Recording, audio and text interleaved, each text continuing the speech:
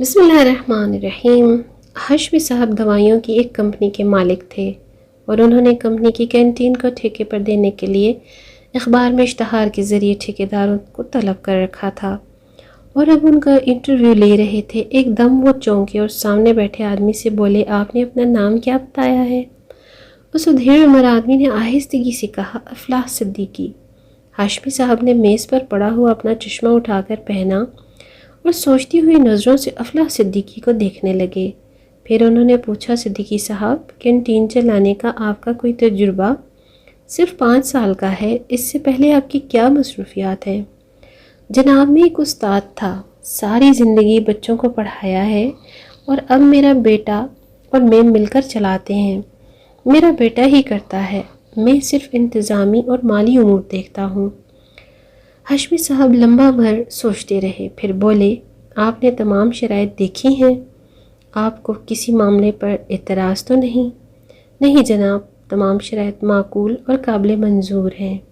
بڑی نوازش ہوگی اگر آپ ہم پر اعتماد کریں، صدیقی نے بڑے عاجزی سے کہا۔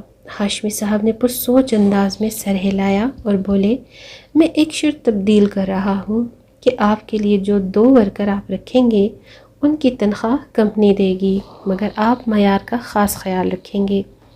ورکرز کو کوئی شکایت نہیں ہونی چاہیے۔ ٹھیکہ آپ کا ہوا، اور آپ جو رقم ایڈوانس جمع کرائیں گے، آپ کی سہولت کے لیے میں اس کی اقساط کر رہا ہوں تاکہ آپ کو یکمشت بڑی رقم ادا نہ کرنی پڑے۔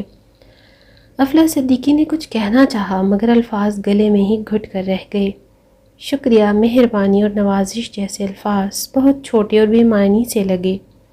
اس وقت اس طرح سے مکمل مہربانی سے ان پر عنایت کرے گا اللہ، انہوں نے تو دور دور تک سوچا بھی نہیں تھا۔ اور ہاشمی صاحب نے جو مزید رعایت اور مراعات دے دی تھیں، اس سے ان کو بھاری رقم ملنے کی توقع تھی، اور اب ان کی بیٹی کی ڈاکٹری پوری ہوتی نظر آ رہی تھی۔ شکر گزاری کے احساس تلے دبے ہوئے تھے اور جلد گھر پہنچ کر گھر والوں کو یہ خوشخبری سنانا چاہتے تھے۔ دوسری طرف ہاشمی صاحب کے پاس بھی اپنے اکلوتے بیٹے کے لیے خوشخبری تھی جو اس کو جلد سے جلد سنانا چاہتے تھے۔ شام کی چائے پر باپ بیٹا دونوں آمنے سامنے بیٹھے ہوئے تھے کہ ہاشمی صاحب نے اچانک بات شروع کی، علی، تمہیں وہ فارم ہاؤس والا واقعہ یاد ہے جس نے تمہاری زندگی بدل دی؟ تو علی مسکرا کر بولا، جی پاپا، میں کیسے بھول سکتا ہوں وہ دن جب میرے دوستوں اور اساتذہ فارم ہاؤس میں اسکول کی طرف سے پکنک منا رہے تھے۔ میرے سب دوست پھسل کر نیچے پانی میں گرتے، شور مچاتے مزے کر رہے تھے، اور میں ان کو حسرت بھری نظروں سے دیکھ رہا تھا، کیونکہ میں ڈرتا تھا۔ میرے اس ڈر کو میرے استاد محترم نے محسوس کیا۔ انہوں نے کہا کہ ڈرو نہیں، کچھ نہیں ہوتا۔ اگر کوئی حقیقت یا نقصان ہوتا تو اتنے لوگ کیوں پھسل کر پانی میں مزے لے رہے ہوتے؟ انہوں نے مجھے حوصلہ دیا اور میں بھی ہمت کر کے سلائیڈ پر چڑھ گیا اور آنکھیں بند کر کے جمپ لگائی اور دھڑام سے پانی میں آ گیا، تو یوں میرا پانی میں جانے کا خوف ختم ہو گیا۔ بلکہ اس خوف نے میری زندگی سے ہر معاملے میں ڈر کو ختم کر دیا، اور اس دن مجھے جو ہمت ملی اس میں بھی مجھے ہر خوف سے آزاد کر دیا، اور اب کہ میں ایک مطمئن زندگی گزار رہا ہوں تو اس کی وجہ بھی وہی واقعہ ہے۔ ہاشمی صاحب مسکرا کر بولے، مگر بیٹا، تم اپنے استاد کی کوئی خدمت نہ کر سکے جبکہ تمہیں ان کے لیے بہت کچھ کرنا چاہیے تھا۔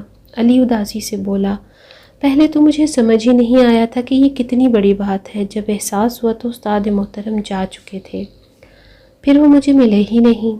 انہوں نے مجھے تیراکی میں ماہر کر دیا تھا، اور ایک بار غلطی سے جب میں نہر میں گر گیا، لیکن تیرنا جانتا تھا اس لیے میری جان بچ گئی، اسے بھی ان میں ان کا احسان سمجھتا ہوں۔ اب یہ خوشخبری سنو، وہ ہماری کمپنی میں آئے تھے اور میں ان کے لیے جو کچھ کر سکتا تھا وہ میں نے کر دیا، مگر ان کو اس کی وجہ نہیں بتائی تاکہ ان کی عزت نفس مجروح نہ ہو اور ان کی خودداری کو ٹھیس نہ پہنچے۔